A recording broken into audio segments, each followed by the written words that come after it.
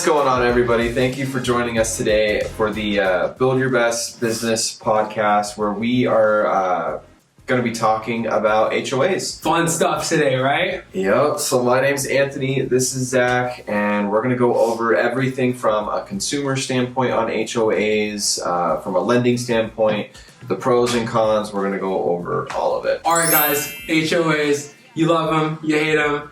HOA stands for Homeowners Association. So what does an HOA do? How does it affect your mortgage? That's all stuff that we're going to be going over in today's episode, and we hope you get some value out of it today. To start, what is the benefits of an HOA? So the HOA serves as a entity that is responsible for representing the neighborhood as a whole. And so you pay dues into the Homeowners Association that goes to fund items in the Homeowners Association that benefits the entire community. So this can be stuff like tennis courts, pools, maybe a gym, and HOAs are going to vary property to property, neighborhood to neighborhood, and it's all about just seeing if it's worth the value that they're providing for you. And so another benefit of an HOA is that it also reduces your responsibilities as a homeowner. Just the fact that an HOA keeps up the appearances of the home is one of the big factors that draws people into it, because I'm sure, we've all, maybe, you've had neighbors, or maybe you have been the neighbor. I know I have in the past that has maybe not kept the house super upkept with the rest of the neighborhood, whether that's, maybe working on cars in front of the house or loud parties or, whatever that looks like. It's just the upkeep of the house. And so it kind of creates like a uniform look for the entire neighborhood. I feel like HOA's worst nightmare is like a college town. Dude, yes. Just the kids destroying everything, loud parties, loud music. But one thing to also know, to kind of touch on some of the things he mentioned, is, a general rule of thumb is, with an HOA, you're going to be paying monthly to be at that property, in that house. And so the general thing that you want to look for is, typically the nicer the amenities, you're most likely going to have a higher HOA.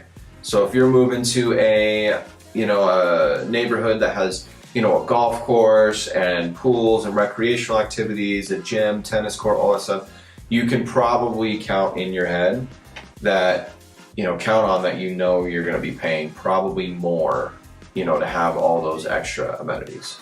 So that's one thing about an HOA that I don't think a lot of people might not know. Yeah, 100%. So, it really just keeps the neighborhood looking nice.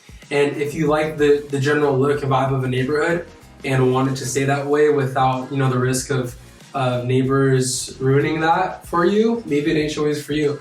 But with an HOA, there is the negatives. I'm sure we've all heard HOA horror stories. Talk to anyone that you know that lives in an HOA and ask them if they've ever had a bad experience with their HOA.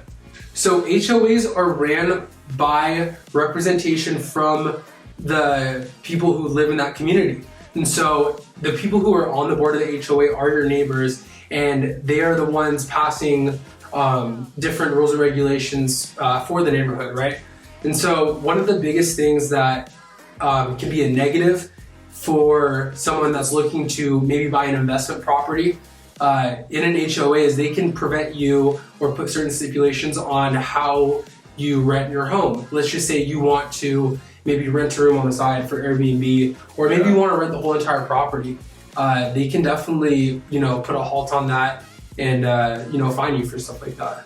Yeah, I know, I've heard many people that, look to buy a home, and I've actually gone through this with buyers, and, their main goal is to rent the home out eventually through like Airbnb. It's near the strip, they can make great money on it, and then they find out that the HOA actually won't let them do that. Or there's some weird stipulations, like some HOAs I know have said, you have to live in the home if you're going to rent it out as well. Yeah. So it has to be your primary residence. So HOAs can get tricky with renting, landlord renting, or short-term like Airbnb or VRBO. Yeah, and especially if that's something that you plan to do with the property. It's a long process. Yeah. Once you get and secure the mortgage on the home and you actually get the home in your name, just to find out that they do not allow short-term rentals, which is pretty crazy. Yeah. So one thing that a lot of people don't know, and this is usually in extreme cases in the last resort, but HOAs can foreclose on your home for backed up HOA dues. And so this is in the contract, in the fine print. If you do not pay your HOA dues, they can foreclose on your home, which is pretty scary. Like any governing body, an HOA can be extremely efficient and helpful for your living situation, or it can be a nightmare for you. So you really want to take a look and ask a lot of questions about the HOA for the new property that you're going to be buying soon. Yeah. And, one thing to know about HOAs is, they really do, if you have a good HOA, they are really good about keeping the neighborhood clean. And if they're not, this is something that you might want to look out for when looking for a home, maybe even asking some of the, the people that live in the neighborhood, if I'm about to sign up for the rest of 30 years to pay $500 a month for an HOA, it might be beneficial to even talk to some of the neighbors first before pursuing that house. I agree. To know if $500 a month is worth it to live there, because they'll be the first ones to tell you. They'll either love the HOA or they're going to hate it. So to all our listeners out there, if you didn't already know, you pretty much have a good understanding of what an HOA is and how it works. So next, we're going to go ahead and talk about how an HOA affects your monthly mortgage payment. This is something that I think just goes directly over the heads of the buyers. A lot of times they don't really think about the HOA payment when it comes time to getting their mortgage.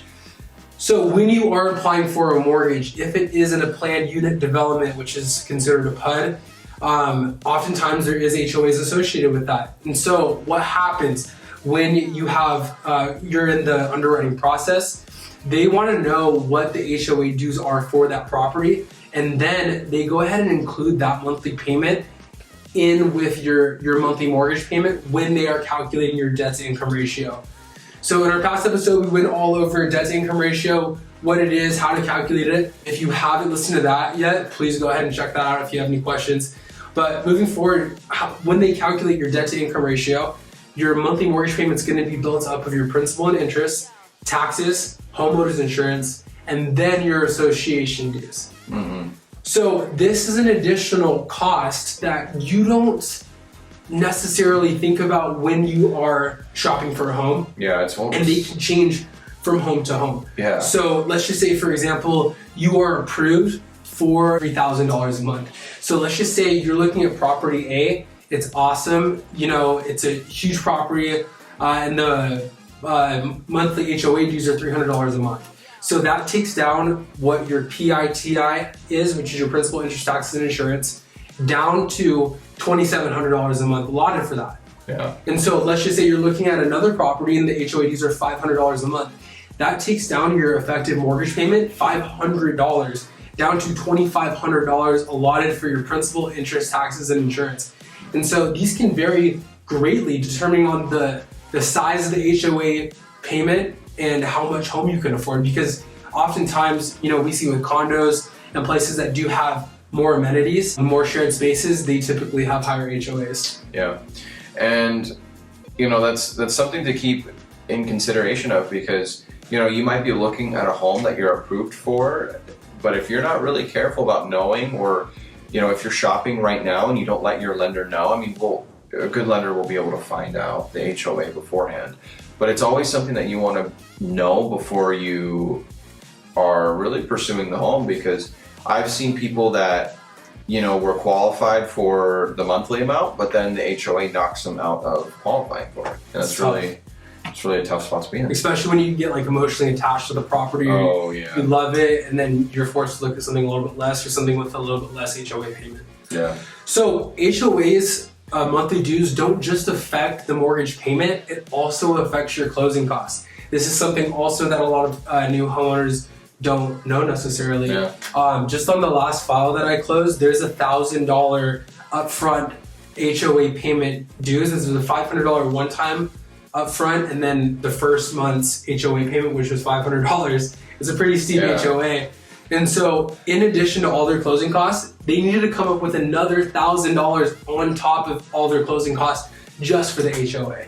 And so that's another thing that can add up quickly, especially when you are on a budget, or you do have only an allotted amount for your closing costs. everything else has to kind of give a little bit. Yeah.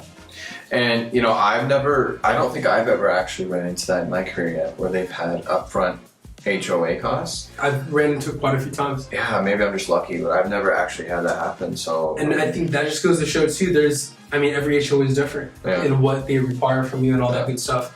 Lastly too, beyond just your mortgage payment and additional closing costs, there's a document called an HOA questionnaire that underwriting requires. This is a questionnaire that is completed by the HOA itself and then sent back to underwriting. So let's think about this. If you have an HOA that is extremely efficient, that can be a document that gets sent and returned same day, right? But I've had nightmare scenarios where, you know, they just cannot for some reason complete the HOA questionnaire, or the representative that is supposed to do the questionnaire is out of the office or on vacation or won't be back and no one else can complete it. And it can lead to delays in your closing. And especially, you know, when you do have certain contingency dates that you need to meet for your new home purchase, including close of escrow, you don't want anything that's going to be impeding that. Yeah. And, you know, one thing to also know, it's a little off topic, but I got to touch on it too, is, you know, HOAs often have rules.